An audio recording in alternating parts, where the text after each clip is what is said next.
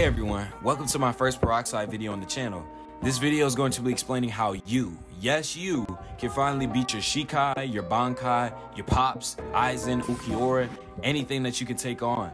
To be more precise though, I'll be going over some tips that should help you improve whenever you fight any piece of AI in this game. Yes, any bosses or anything like that. However, this method isn't directed towards regular NPCs like from the incursions or even the fishbones, or non-boss like NPCs like the Espada from the rank B mission, since these NPCs aren't fought in an arena or stage-like environment, which is really crucial to the method. And to be fair, if you need genuine help fighting those guys, you're not ready to beat that Bankai, man. You're not fighting that Bankai. You're not fighting Aizen or Ukiura if you're struggling with a fishbone, man. But without further ado, let's get straight into it. Starting off with the basis for this guide, you're going to want to understand what type of AI you're up against. The boss AI in Peroxide tends to specialize in playing based off what the player is actively inputting. If the player is not blocking and is out of range, they will flash step to you. If the player is in range and blocking, they'll use their block breaking tactics to try to punish you for being a turtle. But regardless of whether you're blocking or not, if you're out of distance, they'll primarily take the action of trying to flash step to you. They're going to try to get to you somehow. Start off by landing a full M1 combo when they do so. Immediately after knocking them away, begin to block. This will cause the AI to try to work around your block, which works in your advantage.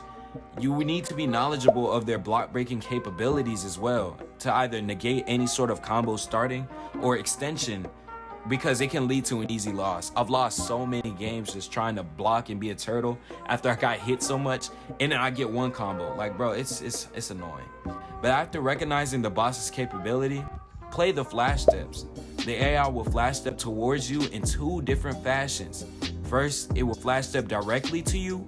Secondly, it will try to flash step around you, hitting you from behind. What did he say? By following the process of M1 comboing and use your moves to knock the NPC away, the direct flash step is simple to deflect. In most cases, the NPC will hit your block and leave itself open for an M1 follow-up.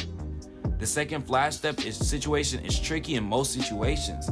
However, this tip may completely change that for you, really. By staying with your back facing the wall or your shoulder, basically a side, you want to hug a wall. That is the crucial part of it. No matter how you do it, you want to hug a wall. By hugging the wall though, the NPC will be unable to flash step behind you. If you're in an arena and you're hugging the wall, that barrier is the same for them. They will not be able to get around it.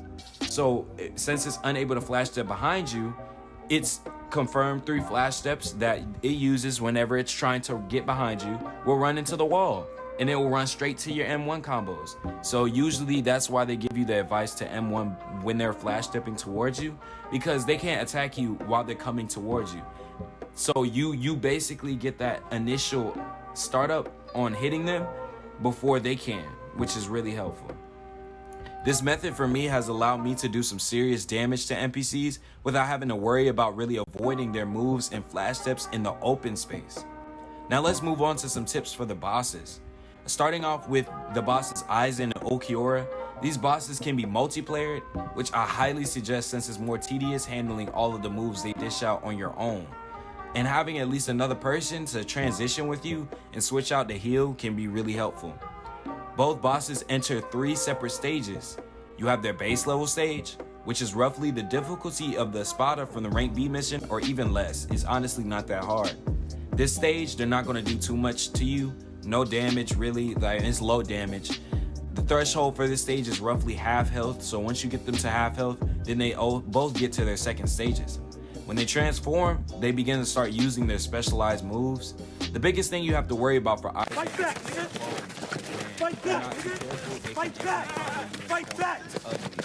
And then with Ukiura, however, though, he heals on every hit that he hits you. So allowing him to hit you too much can be really annoying to deal with, especially if you're not doing too much damage to him, because it's like you're not even touching him and he's whittling you down little by little.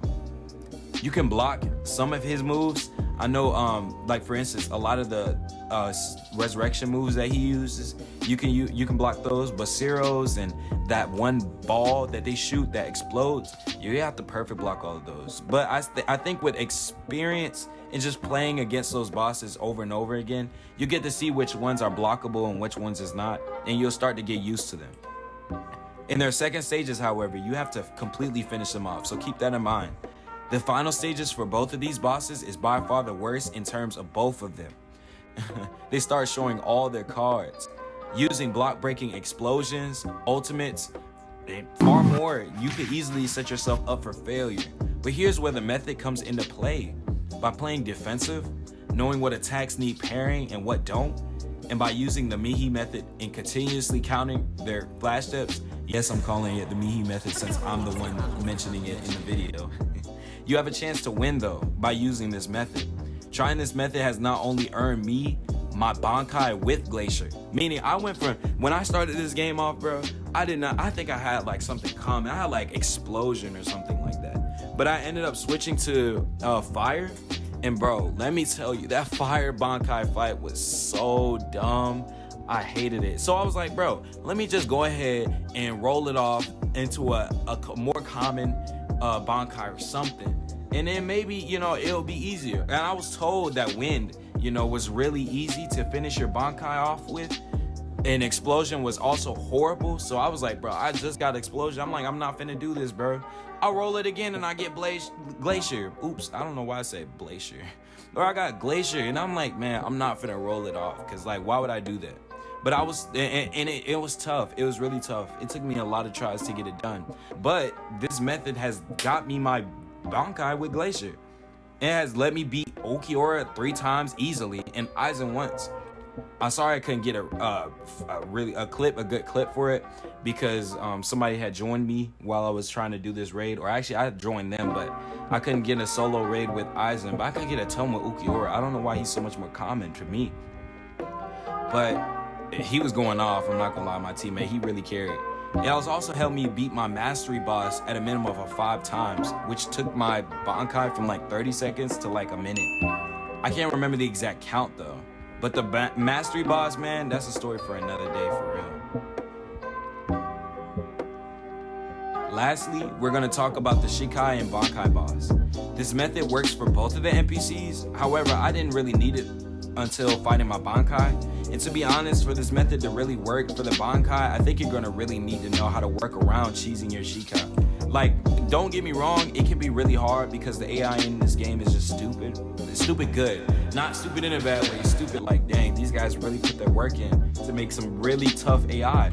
However though, just knowing how to beat it without, using any tactics against it other than just straight up outplaying it, is just good for when you get to the Bankai fight. Because the Bankai fight is just far worse. It's just far worse.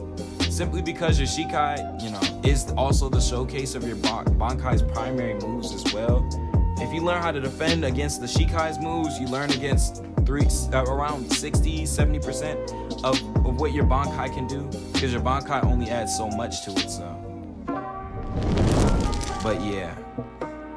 And if you learn how to guard against that, you learn how to guard against 60% of your Bankai. If you guys want me to make a video about beating your Shikai, please do let me know. Okay, getting back on track, we do have the Bankai boss. This boss has 2 stages. It has the regular Shikai stage, and when you get it to 50%, it awakens, goes back to full, and smacks the absolute sense out of you. Even with this method, it took me so long to beat this boss, but I have some advice. 1, use your moves. Using your moves on your Shikai and using them well can really lessen the war of attrition that you have when it comes to your Bankai boss. Because man, if you take too long to kill it, it will kill you. It really will. Keep in mind the boss also scales with your stats, roughly 60%. I was just going off of damage. I remember my Bankai boss doing like 30 in M1, 30 something in M1, and I was only doing like 19 or 20. Meaning a way also as well to cheese it, you can make it easier to fight it by changing your stats. By going to the monk and undoing your stats and then allocating them in a different way that goes against what your Bankai scales with, you can cause it to do less damage. However, you would have to go back again and then rescale your stats once you finish the Bankai fight. That's another way to make it easier. And I had to do that for even my Glacier Bankai fight, because when I was doing it on the max build that I had, bro, it was one comboing me, bro. It was one comboing me, like, actually. Knowing what your boss scales off is important. You can allocate your stats in that direction, and then it might help you, it might not. But this will only make the fight easier. It won't carry you. So you have to still be the best fight in order to win. You can always change your stats after the fight anyway. The final tip or method you can use to beat this boss, simply re-rolling your element, as I mentioned earlier. If it gets this serious, you know, yeah, it worked sort of for me, because it got me a rare Bankai and I already had a rare clan, so it just worked out. But I mean, if you want to take that risk, they give out a ton of codes. I think you should take it, if I'm honestly. I don't want to be overconfident, you know, but it didn't take me that many rolls to get both of my rare clan and rare elements. So. But yet again, you know, the mastery fight is, after you finish all of this, you have the mastery fight, and the mastery fight is a talk for another day, because man, that is something else. But again, guys, if you watch this video to the end, I really appreciate your support. Thank you so much. It means the absolute world to me that you sat here and listened to me share some of my advice on this son of a... Just kidding. But if you guys want to see how I beat my Bankai, as well as showcasing of my build, and even 5 facts you need to know about this game, please let me know down in the comments. Well, that covers everything. Thank you again for watching, and I'll see y'all in the next video. Peace.